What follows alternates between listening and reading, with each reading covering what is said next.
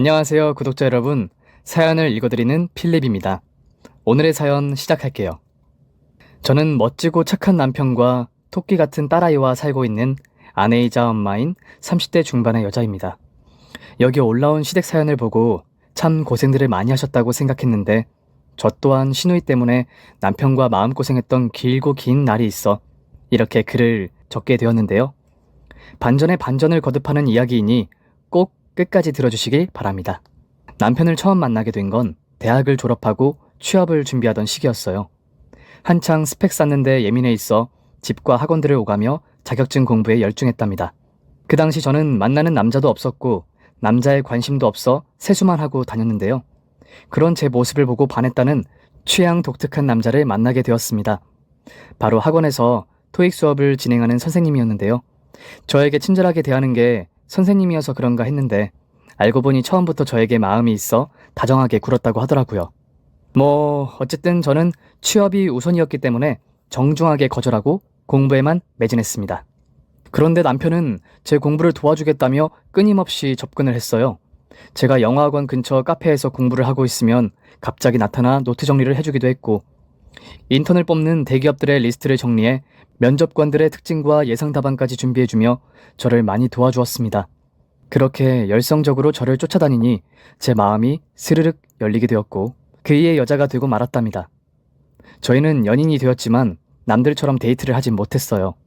대부분의 시간을 도서관과 카페에서 만나 저는 공부를 하고 남편은 수업 자료를 만들었습니다. 그렇게 6개월의 시간이 지나고 저는 원하는 토익 점수와 컴퓨터 관련 자격증을 2개나 땄고 남편이 준비해준 면접 노트를 달달 외워서 대기업의 인턴으로 입사하게 되었어요.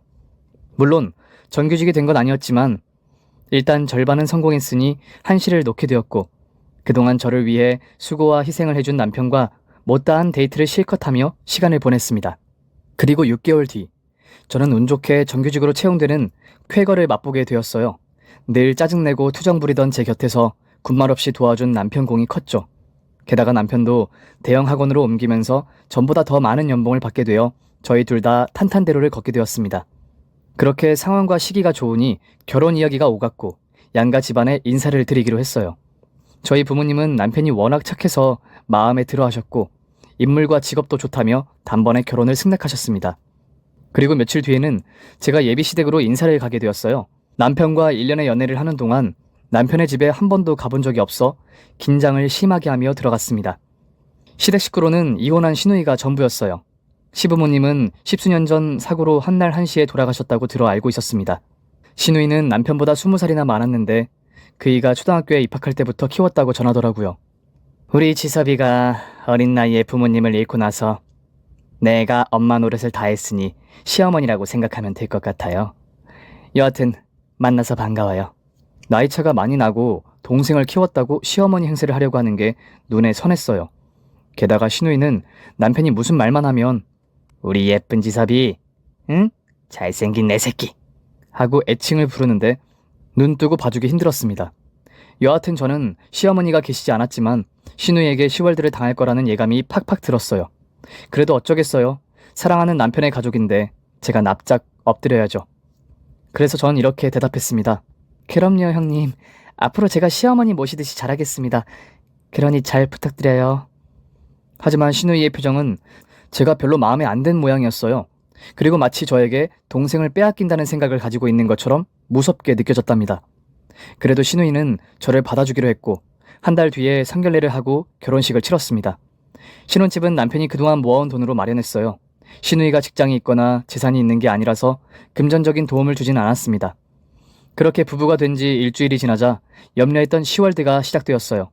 주말에 남편과 늦잠을 자고 있었는데 초인종이 울려 나가봤더니 시누이가 떡하니 서 있는 게 아니겠어요? 실눈 뜨고 저를 보는데 얼마나 소름이 끼치던지 잠이 다 확 깼습니다. 집 안으로 들어온 시누이는 가장 먼저 냉장고를 열어봤어요. 그리고 까무러치듯이 놀라더군요. 올케, 이게 다 뭐야? 결혼한 지 일주일 된 새댁 맞아? 이거 다 인스턴트 아니야? 우리 지섭이는 이렇게 안 컸어. 내가 다 손수 반찬을 만들어줬다고. 안 되겠어, 올케. 나한테 요리 좀 배우자. 매주 주말마다 밥하고 살림하는 걸 가르쳐줄게. 네? 형님, 그건 좀...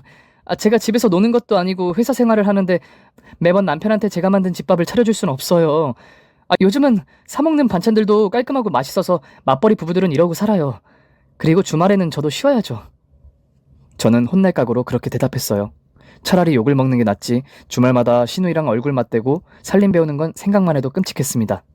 그런데 신우이는 제 대답에 아랑곳하지 않고 말했어요. 그래? 그럼 올케는 쉬어. 내가 주말마다 와서 밥하고 살림해줄게. 올케한테 뭐 시키지 않을 테니까 지금처럼 늦잠이나 자. 그럼 협상이 된 건가? 아니 세상에 어떤 며느리가 신우이가 일하는데 자빠져 자고 있나요? 이건 뭐 불도저도 아니고 자기 멋대로였습니다. 결국 저는 신우이의 공격에 제대로 된 방어를 하지 못하고 말았어요. 그렇게 신우이가 돌아가자 저는 남편을 앉혀두고 투정과 짜증을 시작했습니다. 당신 어떻게 거기서 아무 말도 안 하고 있을 수가 있어? 난 형님이 주말마다 찾아오는 거 싫단 말이야. 내가 당신 시중 들려고 결혼한 거야? 밥하고 살림할 사람이 필요해서 나랑 결혼한 거냐고. 그러자 남편은 고개를 떨구고 미안해. 우리 누나가 나를 15년 가까이 키워줘서 뭐 싫은 소리를 못하겠어. 어릴 때부터 엄마처럼 돌봐주고 편하게 공부하도록 돈도 모두 지원해줬단 말이야. 게다가 내 대학 등록금은 다 누나가 내주기까지 했는데 어떻게 오지 말라고 해. 당신한테 정말 미안하지만 당분간만 참아주면 안 될까? 그리고 누나 말대로 당신은 늦잠 자도 돼. 누나가 알아서 밥하고 청소하고 돌아갈 거야. 라며 신우이를 싸고 돌며 저더러 신우이를 신경 쓰지 말라는 먹 같은 소리를 해댔습니다. 아무리 동생을 키워주고 끔찍하게 아낀다고 해도 기본 예의가 있어야 하는 게 아닌가요? 요즘 연락도 없이 찾아오는 시어머니가 계시기나 하냐고요. 이에 저는 답답한 심정을 애꿎은 제 가슴만 두드리고 말았고 주말마다 개고생할 생각에 회사에서도 일이 손에 잡히지 않았답니다. 일주일 뒤인 토요일 아침 8시에 초인종이 울렸고 저는 천근만근 무거운 몸을 질질 끌며 현관으로 걸어 나갔어요. 그리고 신우이를 집에 들였고 화장실로 가서 씻으려고 했습니다. 그러자 신우이가 올케 가서 더 자. 지난주에 이야기 들어보니까 올케 말이 맞는 것 같다. 5일 내내 일만 하고 왔는데 얼마나 피곤하겠어. 내가 알아서 다 해놓고 갈 테니까 얼른 방으로 들어가. 라고 말하더군요. 그런데 거기서 방으로 들어가 잠을 잘 올케가 세상에 몇이나 되겠어요. 그것도 결혼한 지 2주밖에 안 된 새댁이 말이에요. 그래서 전 괜찮다고 대답하고 얼른 씻고 나와서 신우이가 반찬하는 걸 보고 배우기도 했고 청소와 빨래를 빠르고 깨끗하게 하는 방법을 배우기도 했답니다. 그리고 오후 3시가 되어서야 엉덩이를 뗀 신우이는 저에게 공포의 한마디를 남기고 떠났어요. 올케, 내가 다음 주에는 김치하는 거 알려줄게. 우리 재밌게 김장이나 하자고. 그 말을 듣고 저는 얼마나 놀랐는지 목구멍에서 욕이 나오려는 걸 간신히 참았습니다. 잠시 후 현관문이 닫히자마자 남편을 불러 소리를 질렀어요. 이게 뭐야? 내가 뭘 잘못했길래 주말마다 이런 고생을 해야 해? 당신 누나 도대체 왜 저러는 거야? 내가 그렇게 마음에 안 드는 거야? 뭘 잘못하기라도 한 거냐고. 다음 주에 김장하자는데 환장하겠단 말이야. 그러자 남편은 두 손을 모아 빌며 미안해. 진짜 미안해. 날 애지중지 키워준 누나한테 뭐라 말 못하겠어. 대신 김장은 나도 같이 할게. 제발 당분간만 참아주라. 응? 하며 사과를 하는데 머리끄댕이라도 잡아버리고 싶더라고요. 끝까지 신우이의 편에 서 있으니 아내인 저는 우라통만 터질 뿐이었답니다. 결국 일주일 뒤에 신우이와 저는 김장을 했고 남편은 신우이의 귀한 동생이라 방에서 꼼짝도 못하게 하더군요. 그 다음 주말에는 오랜 시간이 걸리는 곰국을 끓이기도 했답니다. 제 친구들이 시어머니가 안 계셔서 시집살이는 걱정 없겠다고 했는데 그보다 더한 신우이가 있으니 미치고 팔짝 뛰겠더라고요. 매번 남편은 저에게 사과하고 어떻게든 그냥 넘어가려는 태도로 일관했고 고생과 스트레스는 고스란히 제 몫이었습니다. 그렇게 한 달이 지나고 2달이 넘어가도록 신우이는 빠짐없이 주말마다 찾아와 저를 힘들게 만들었어요. 그런데도 저는 적응이 되지 않았고 제발 좀 그만 오면 좋겠다고 마음속으로 소리를 참 많이 질렀네요. 그런데 며칠 뒤 무리를 했는지 몸에서 적신호가 켜진 걸 느끼게 되었습니다. 회사 다니랴 살림하랴 신경 쓰고 스트레스를 많이 받으니 몸이 버텨주지 못했나 봐요. 그래서 전 가까운 내과에 들러 스트레스성 위염 같다고 말하며 진찰을 해달라고 말했습니다. 이윽고 제 배에 청진기를 대고 고개를 갸우뚱하던 의사 선생님은 환자분? 아니, 산모께서 가셔야 할 병원은 이 산부인 것 같습니다. 가셔서 다시 진찰 받으세요. 라고 말하는 거예요. 저는 상상도 못했던 일이라 너무 놀라서 입을 틀어막고 내과에서 나왔고 옆 건물에 있는 산부인과에 들어가 임신 사실을 다시 한번 확인하게 되었습니다. 저는 너무 기뻐서 남편에게 전화를 걸어 소식을 전했고 오늘 저녁에는 제가 먹고 싶은 족발을 사오라고 일러주었네요. 그리고 다음 날이 토요일이라는 걸 깨달은 저는 신우이에게 전화를 걸었습니다. 임신했으니 오지 말라고 둘러대듯 말하기로 했죠. 그런데 신우이가 제 임신 소식을 듣자 소리를 꽥 지르며 엄청 좋아하는 겁니다. 박수까지 치면서 아주 잘 됐다며 그동안 자기한테 서운한 게 있으면 풀라는 말도 하더라고요. 그래서 일단 고맙고 감사하다는 인사를 했고 임신 초기에는 조심해야 하니 당분간은 저희 집에 오는 걸 자제해달라고 부탁의 말을 전했답니다. 그런데 이튿날 어김없이 신우이는 이른 아침 시간에 초인종을 울렸습니다. 저는 한숨을 내쉬고 오늘도 고생할 생각에 짜증이 밀려왔어요. 그런데 신우이가 집으로 들어오자마자 저를 껴안았습니다. 형님 왜 그러세요? 왜긴 왜야. 내 조카를 임신해 기뻐서 그러지. 정말 잘했어. 수고했어 올케. 그렇게 뜨거운 축하를 하고 신우이가 주방으로 걸어갔습니다. 저는 뱃속에 아이도 있으니 그냥 참고 반찬이나 만들자 생각하고 신우이 뒤를 쫓아갔어요. 그런데 신우이가 눈을 번쩍 뜨며 올케, 여긴 왜 들어와? 임산부는 움직이는 거 아니야. 얼른 방으로 들어가서 누워. 내가 오늘은 올케 좋아하는 찐딱 해줄게. 임산부는 맛있게 먹고 잘 쉬면 되는 거야. 알겠지? 라고 말하더라고요. 저는 어리둥절해서 멀뚱히 서 있었습니다. 그러자 신우이가 직접 제 등을 떠밀며 방 안으로 밀어 넣더라고요. 여보, 형님 왜 저러셔? 내가 임신한 게 그렇게 기쁜 거야? 아, 누나가 원래 아기를 좋아해. 그리고 정말 자기한테 잘해주려고 온 거니까 너무 미워하지 마. 이따가 누나가 해준 음식이나 맛있게 먹으면 된다고. 저는 별일이다 싶기도 했고 이게 웬 횡재나 싶어 입꼬리가 저절로 승천했답니다. 그래서 저는 다시 이불 속으로 들어가 편안히 잠을 잤고 요리가 다 되자 주방으로 가서 찜닭을 먹고 다시 방으로 들어와 텔레비전을 보고 놀았네요. 신우이는 제가 놀고 있는 사이 저녁에 먹을 불고기까지 다 해놓고 퇴장했답니다.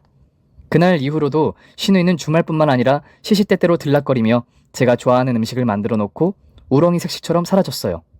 너무 과하게 잘해주니 제가 미워했던 지난날이 미안해지기까지 하더라니까요. 신우이는 한 주도 빠지지 않고 저를 호강시켜 주었고 제가 출산하는 그날까지 정성을 다해 저를 보필해 주었습니다. 그렇게 딸아이가 태어나자 세상을 다 가진 행복을 느꼈어요. 저, 남편, 그리고 신우이까지 말이죠. 그런데 제 몸은 만신창이 그 자체였습니다. 30시간의 진통을 했더니 하늘이 노랗다 못해 시커멓게 보일 정도로 힘들었어요. 그래서 산후조리원으로 바로 이동하려는데 신우이가 제 산후조리를 제대로 시켜주겠다며 집으로 가자고 말했습니다. 옳게, 조리원보다 100배 1000배 편하고 건강하게 해줄게. 나한테 맡겨줘. 형님 아니에요. 제가 임신한 내내 옆에서 고생해 주셨잖아요. 어떻게 또 신세를 질 수 있겠어요. 뭐? 신세? 이거 섭섭한데. 우리 한 식구 아니었어? 잔말 말고 내가 산후조리 해줄 테니까 집으로 가. 내가 후유증 하나 남지 않도록 건강하게 돌봐줄 테니까. 신우이가 그렇게 고집을 부리는 바람에 저는 산후조리원을 취소하고 집으로 들어갔어요. 그리고 신우이는 아예 짐을 싸서 저희 집으로 들어왔고요. 매일 삼시세끼 반찬이 바뀔 정도로 정성을 다해 밥을 차려주셨고 제 어깨와 골반 그리고 허리까지 쉼없이 주물러 주셨답니다. 아기를 낳으면 나중에 꼭 아픈 데가 생긴다며 당장 아프고 결리지 않아도 안마를 수시로 해야 한다고 제 몸을 끝없이 주물러 주셨어요. 그것도 모자라 한의사를 집으로 불러 부항과 침을 놓기도 하며 온몸의 근육과 뼈마디가 상하지 않게 해줘야 한다고 지극정성으로 돌봐주셨습니다. 저는 그동안의 신우이를 미워한 사실이 너무 미안했어요. 이렇게나 저를 생각해주고 위해주는 분께 막대먹은 생각을 하고 있었으니 부끄럽고 면목이 없었답니다. 여하튼 저는 몸조리를 너무 잘해서 금세 건강을 되찾았고 본격적인 육아를 시작했어요. 역시나 신우이는 제가 힘들까봐 매일같이 찾아와 저를 도와주었고 제 딸을 엄청 예뻐해 주셨습니다. 그렇게 평화롭고 행복한 시간을 계속 보낼 수 있었으니 저는 더 바랄 게 없었어요. 가족들도 딸아이도 그리고 저도 건강하게 오래오래 사는 것만 생각하기로 했습니다. 육아가 바쁘긴 바쁜지 순식간에 1년이라는 시간이 지나갔고 딸아이의 첫 돌이 며칠 앞으로 다가왔어요. 저는 남편과 신우이와 함께 이것저것 준비하면서 잔치하는 날을 기다리며 행복에 겨워 있었죠. 그런데 딸아이 돌잔치 날 어찌된 일인지 신우이가 나타나지 않았습니다. 그렇게 예뻐하던 조카의 첫 돌인데 잔치가 끝날 때까지 모습을 드러내지 않았어요. 저는 무슨 일이라도 있나 싶어 전화를 걸어봤습니다. 그런데 당황스럽게도 신우이의 전화가 없는 번호라고 뜨더라고요. 이건 정말 큰일이다 싶어 남편한테 실종 신고를 해야 하는 게 아니냐고 물었습니다. 그러자 그이는 묵묵히 저에게 봉투를 건넸어요. 뭔가 하고 열어봤더니 편지였어요. 신우이가 사정이 있어 잠시 떠나 있겠다는 글귀가 적혀져 있었는데 이유는 적어놓지 않아 무슨 영문인지 몰랐죠. 혹시 남자라도 생겨서 떠난 건가 싶기도 했고 그동안 저 때문에 많이 힘들어서 긴 여행을 간 건가 싶기도 했답니다. 하지만 며칠 뒤 신우이가 잠적한 이유를 알게 되었어요. 남편의 월급 통장을 정리하는데 2억이라는 돈이 신우이에게 이체된 걸 확인했답니다. 저는 곧장 남편을 추궁했어요. 여보, 도대체 2억이라는 큰 돈을 왜 형님한테 드린 거야? 그거... 누나가 급하게 필요하다고 해서 빌려줬어. 숨 넘어갈 듯한 목소리로 다급하게 말하는 바람에 당신하고 의논할 정신이 없었어. 게다가 우리 딸 돌잔치고 해서 괜히 말했다간 당신 기분을 망칠까봐 나중에 말하려고 했어. 미안해, 여보. 저는 그제야 신우이가 남편과 제가 모은 돈을 가지고 도망간 사실을 알게 되었습니다. 그동안 잘해줬던 이유가 돈 때문이라는 사실에 배신감이 들었죠. 참나, 그럼 형님이 그 돈을 가지고 튄 거네. 나한테 잘해준 이유가 그거였어? 우리 돈을 가지고 날라버린 거라고. 이 모지라. 당신 누나가 달란다고 2억이라는 큰 돈을 그냥 주냐? 이 화상아. 내가 당신 때문에 못 살겠다 진짜. 저는 그렇게 큰 돈을 잃었다는 사실에 오랜 시간 스트레스에 시달려야 했어요. 문득 떠오르는 신우이의 얼굴이 저를 미치게 하더라고요. 이럴 거면 잘해주지나 말지 왜 온갖 정을 다 들게 만들고 모진 선택을 하고 떠났는지 너무 화가 났고 허망했고 공허했습니다. 그래도 시간이 지나며 조금씩 잊혀졌고 남편과 딸이 주는 행복으로 마음의 안정을 찾았어요. 3년이라는 세월 동안 정말 많이 웃고 지냈거든요. 딸아이가 처음 엄마라고 입을 뗐을 때와 걸음마를 하는 순간 그리고 제 손을 잡고 놀이터에 나가는 지금까지도 너무 많이 행복해서 이억과 신우이에 대한 기억은 흐릿하게 지워져 가고 있었습니다. 그러던 어느 주말이었어요. 남편은 집에서 늦잠을 자고 있었고 저는 딸아이와 놀이터에서 시소를 타고 있었답니다. 그런데 저 멀리서 낯익은 실루엣이 다가오는 게 보였어요. 그 사람은 바로 도망간 신우이였어요. 무슨 낯짝으로 여길 찾아왔는지 모르겠지만 아는 체하고 싶지 않아 딸의 얼굴만 보고 있었습니다. 이윽고 제 귓가에 신우이의 목소리가 들렸어요. 올케, 잘 지냈어? 그동안 나 많이 미워했지? 저는 신우이를 향해 고개를 돌리지 않고 대답했습니다. 알고 계시니 다행이네요. 그럼 그냥 돌아가셔야 하는 것도 알겠네요. 저 화나기 전에 떠나세요. 와, 우리 아름이 많이 컸네. 아름아, 고모 알아보겠어? 저는 기가 차서 신우이에게 고개를 돌리고 말했습니다. 지금 뭐 하자는 거예요? 돈 가지고 도망갔으면 잘 먹고 잘 살 것이지. 갑자기 나타나서 신우이 행세를 하려고 하는 겁니까? 미안해 올케. 돈 갚으러 왔어. 들어가서 이야기하면 안 될까? 그래서 저는 돈을 갚으려거든 남편에게 이체하라고 일렀고 집안에는 들어오지도 말라고 전했습니다. 신우이를 반기는 사람은 아무도 없다고 덧붙이면서 말이죠. 그러자 신우이가 제 앞에 무릎을 꿇더군요. 눈물까지 흘리며 미안하다고 애절하게 사과를 했습니다. 그 모습에 저는 가슴이 답답했고 이대로 넘어가면 서로에게 좋을 게 없을 것 같아 일단 집으로 들어가기로 했네요. 이윽고 저와 남편, 신우이가 한자리에 앉았는데 누구도 먼저 입을 열지 않았습니다. 그래서 제가 먼저 형님, 돈 갚으시려고 돌아오면 저희가 고맙다고 할 줄 아셨어요? 예전에 제가 임신했을 때부터 계획하신 일이죠? 너무 과하다 할 만큼 친절하더니 결국 돈 때문이라고 생각하니 배신감이 드네요. 라고 언성을 높였습니다. 그러자 남편도 누나, 3년이야 3년. 그동안 내가 누나를 얼마나 그리워했는 줄 알아? 그깟 돈 때문에 나랑 인연을 끊으려고 했던 거야? 나도 이번에는 누나 편 못 들어줘. 이 사람 말대로 누나를 반기는 사람은 이제 없어. 하며 참아왔던 화를 내며 이야기했습니다. 이에 말할 용기가 생겼는지 신우이가 마른 입술을 떼어내며 낮은 목소리로 말하기 시작했습니다. 지서봐, 올케? 미안해. 사실대로 말할게. 그러니까 들어줘. 그래서 저와 남편은 바닥을 응시하고 가만히 있었습니다. 나는 오래전부터 봉사활동을 해왔어. 아마 내가 지섭이를 키우기 시작했을 때부터일 거야. 내가 봉사한 곳은 미혼모들이 모여 지내는 미혼모 센터였고 그 사람들이 재기하는 데 도움을 주며 지냈어. 거의 25년 동안 미혼모들을 도와준 것 같아. 그리고 3년 전에 지섭이에게 2억이라는 큰 돈을 빌린 이유는 한 임산부가 미혼모 센터에서 심정지로 세상을 떠났어.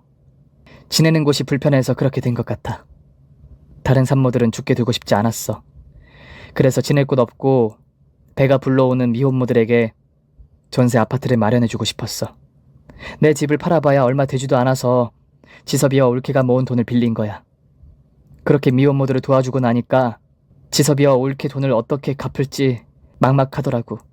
내가 직장을 다니는 것도 아니고 모아둔 돈도 없었으니 말이야. 그렇다고 두꺼운 낯짝으로 다시 돌아가진 못하겠더라고. 그래서 작은 공장에 취직해서 어제까지 일했어. 두 사람의 돈 2억과 조금의 이자를 보탠 돈을 모아서 말이야. 그렇게 3년이란 시간을 일만 하며 살았고 지금 두 사람 앞에 빚을 갚으러 왔어. 여기 통장이야, 받아. 저는 신우이의 말이 어딘가 이상하게 들렸어요. 그래서 제가 물었습니다. 아니, 형님, 생판 모르는 미혼모를 도우려고 돈을 갖다 줬다고요? 그리고 그 돈을 갚으려고 공장에서 3년 동안 일했다고요? 왜요? 그 미혼모들이 저희보다 더 중요하기라도 했어요? 도대체 무슨 이유로 미혼모들에게 그 큰 돈을 들여 집까지 구해줬느냔 말이에요. 제가 소리 지르듯 물었더니 신우이가 충격적인 대답을 했습니다. 내가 미혼모니까. 나도 그들처럼 힘들게 살아왔으니까. 남편은 분명히 신우이가 이혼녀라고 설명했는데 갑자기 미혼모라는 고백을 하니 혼돈이 찾아왔습니다. 누나, 그게 무슨 말이야? 누나가 미혼모라니. 그럼 나한테 조카가 있다는 거야? 왜 말을 못하세요? 거짓말을 자꾸 하다 보니 꼬리가 밟히셨어요? 형님한테 자식이 어딨다고 그런 헛소리를 하냔 말이에요. 그러자 신우이는 땅이 꺼질 듯한 한숨을 내쉬었습니다. 내 앞에 있어, 지섭이. 내 아들 지섭이 너야. 저와 남편은 말도 안 되는 거짓말에 기겁하고 말았어요. 아, 누나, 해도 너무하잖아. 내가 누나 아들이라니. 더 듣고 싶지 않아. 그냥 나가줘. 맞아요, 형님. 그만 좀 하세요. 우린 형님 없는 사람으로 생각하고 살 테니 그냥 나가주세요. 이윽고 신우이의 눈시울이 새빨갛게 붉어졌고 다시 말문을 열었답니다. 정말이야. 지섭아, 옳게? 못 믿겠으면 유전자 검사라도 해봐. 떨리는 그녀의 목소리를 듣자 이건 거짓말이 아니라는 걸 확신할 수 있었어요. 내가 18살 때 사랑하는 남자친구가 있었어. 우린 성인이 되면 곧바로 결혼하기로 했지. 그런데 그 전에 지섭이를 임신하게 되었고 남자친구와 그 집 부모님은 내 뱃속에 지섭이를 낳지 말라고 했어. 남의 집 아들 인생 망칠 일이 있냐고 하면서 말이야. 우리 아빠 엄마도 같은 생각이었어. 지섭이를 낳으면 나를 호적에서 파버리겠다고 하며 병원을 예약하셨어. 그런데 나는 지섭이를 버릴 수가 없어서 아빠 돈을 훔쳐서 도망 나왔어. 그때 내가 갈 곳이 어딘지 모르고 여관방을 전전하다가 돈이 다 떨어지자 도움을 청하려고 구청 직원한테 물어서 미혼모 센터라는 곳을 알게 되었고 그곳으로 가서 지내게 됐어. 그런데 미혼모 센터는 너무 비좁고 불편했어. 산모들이 지내기에는 턱없이 부족했지. 내 배가 많이 불러올 때쯤 어느 중년의 여자가 나타나서 우리 미혼모 여럿이 지낼 아파트를 마련했다며 거기서 지내게 해줬어. 덕분에 난 편하게 지내게 되었고 무사히 지섭이를 낳게 된 거야.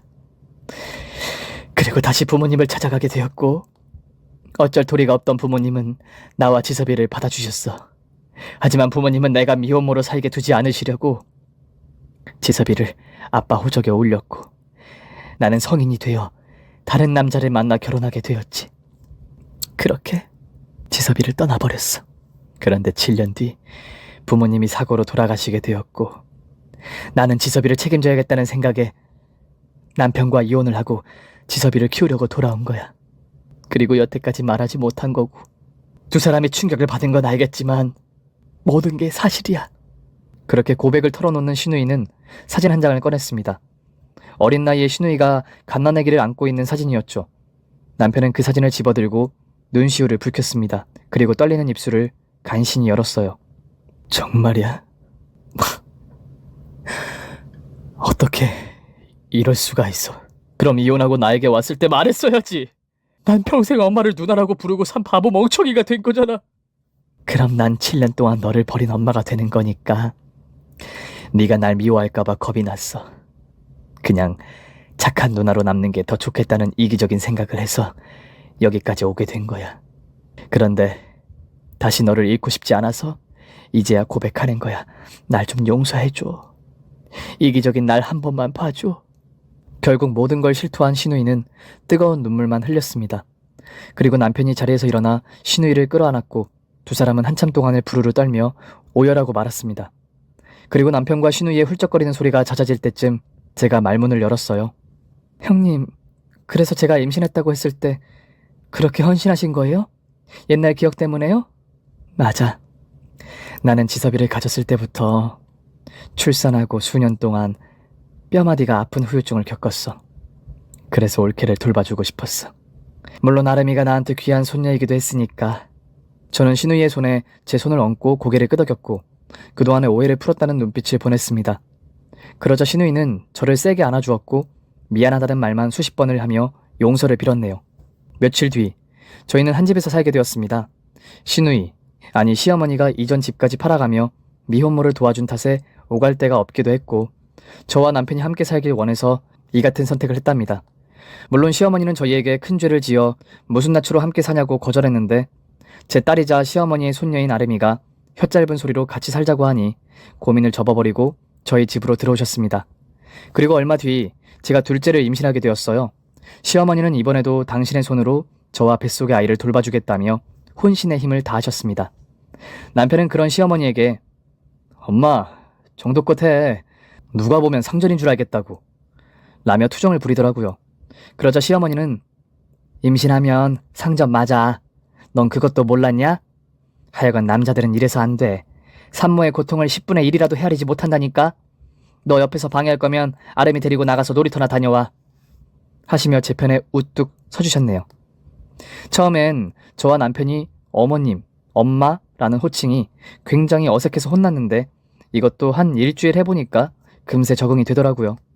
이렇게 신우이, 아니 시어머니와 저희 부부에게서 일어났던 사연은 여기까지입니다. 정말 반전에 반전이 있어 재밌게 들리시지 않았나요? 얼마 전에 뉴스를 봤는데 헐리우드 배우 잭 니콜슨도 제 남편처럼 엄마를 누나라고 평생 불렀다고 하더라고요. 이렇게 세상에는 비슷한 사연을 가진 사람들이 여럿 있나 봅니다. 혹시 제 이야기를 듣고 똑같은 일을 겪으신 분이 계실 수도 있겠네요. 마지막으로 꼭 하고 싶은 말이 있습니다. 미혼모 여러분, 힘내세요. 그리고 포기하지 마세요. 그 아이가 언젠가는 당신에게 큰 행복을 가져다 줄 거예요. 파이팅! 구독과 좋아요 눌러주시면 다음 사연을 준비하는데 큰 힘이 됩니다. 그럼 저는 다음 사연으로 만나 뵙겠습니다. 오늘도 건강하시고 행복하세요.